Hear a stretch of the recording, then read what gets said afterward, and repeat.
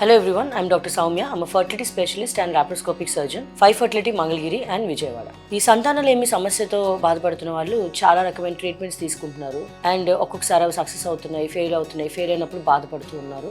So అసలు మనం fertility treatment తీసుకునేటప్పుడు ఓన్లీ ట్రీట్మెంట్ సరిపోతుందా, ఒక పేషెంట్గా ఒక కపుల్గా మీరు ఏమన్నా చేయాలా అనేది తెలుసుకుందాం.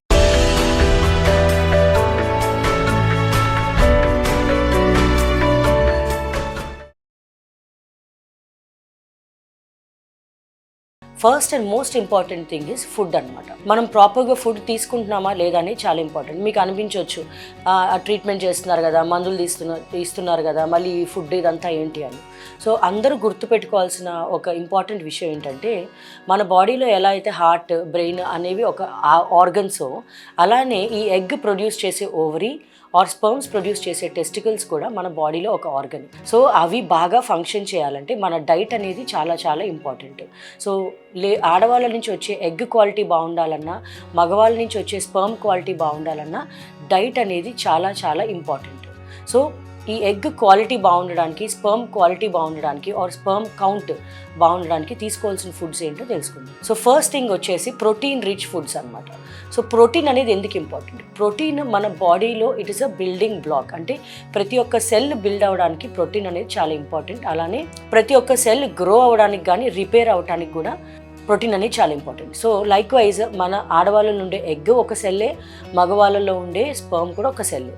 సో అవి హెల్తీగా ఉండాలన్నా కూడా ప్రోటీన్ చాలా ఇంపార్టెంట్. అలానే ప్రోటీన్ అనేది హార్మోనల్ ఫంక్షనింగ్, అంటే హార్మోన్స్ బాగా ఫంక్షన్ చేయడానికి హెల్ప్ చేస్తుంది. సో ప్రోటీన్ రిచ్ ఫుడ్స్ ఎందులో ఉంటాయి? మామూలుగా నాన్ వెజిటేరియన్స్ అయితే ఎగ్స్ కానీ, ఫిష్ కానీ, మీట్ కానీ తీసుకోవచ్చు.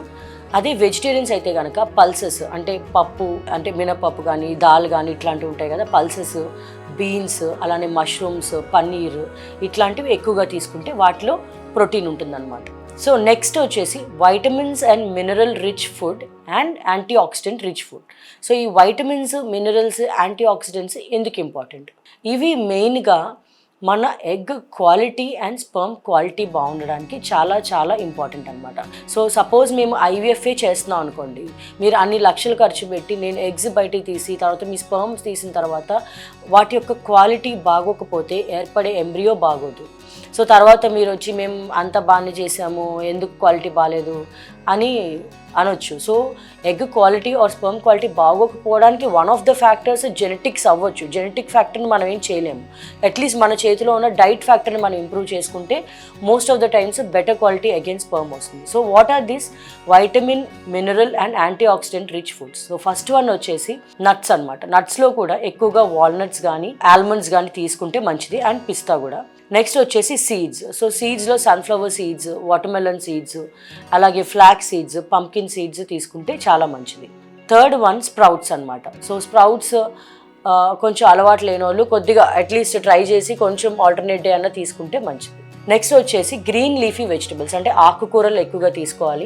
అలానే కూరగాయలలో కలర్డ్ ఫుడ్స్ అంటే ఇప్పుడు మనకి capsicum, red capsicum or yellow capsicum ఉంటుంది, అలానే క్యారెట్, బీట్రూట్, ఈ కలర్డ్ వెజిటబుల్స్ ఎక్కువగా తీసుకుంటే వీటిలో ఎక్కువగా వైటమిన్స్ ఉంటాయి. సో వైటమిన్స్ అంటే vitamin A, vitamin B, folic acid, vitamin C, ఇవన్నీ కూడా ఎగ్ క్వాలిటీ అండ్ స్పర్మ్ క్వాలిటీకి ఇంపార్టెంట్ అవి. నెక్స్ట్ వచ్చేసి ఫ్రూట్స్లో కూడాను బెర్రీస్ కానీ, మ్యాంగోస్, కివీస్, గ్రేప్స్, ఆరెంజెస్ ఇట్లాంటివి ఎక్కువగా తీసుకుంటే ఎక్కువగా వైటమిన్ రిచ్ ఉంటుంది.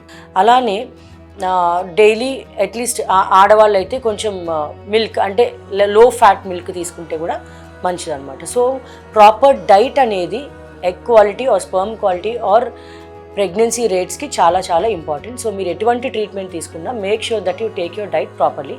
అండ్ మీరు అవాయిడ్ చేయాల్సిన ఫుడ్స్ ఏంటంటే ఎక్కువగా ప్రాసెస్డ్ ఫుడ్స్, అంటే బయట ఫుడ్స్, జంక్ ఫుడ్స్, ఆయిల్ ఎక్కువగా తీసుకోవటము, రిపీటెడ్గా యూజ్ చేసిన ఆయిల్ని యూజ్ చేయటము, ఇలాంటివి ఉన్న ఫుడ్స్ని తగ్గించుకోవాలి. అలానే కెఫీన్ ఇంటేక్ తగ్గించాలి.